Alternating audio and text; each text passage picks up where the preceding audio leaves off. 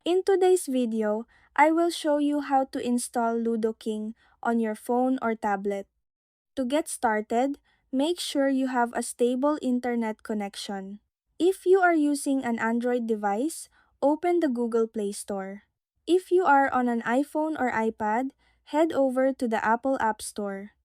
Once you're on the home page, tap the search icon and type Ludo King into the search bar.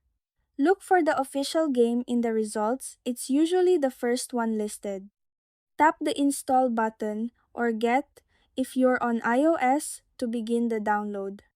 Simply wait a few moments for the installation to finish. Once it's done, the install button will change to open. Tap it to launch the game and you're all set. You can now start playing immediately or log in with your social media accounts to save your progress. And that's it. That's how you install Ludo King on your phone or tablet. Thank you for watching.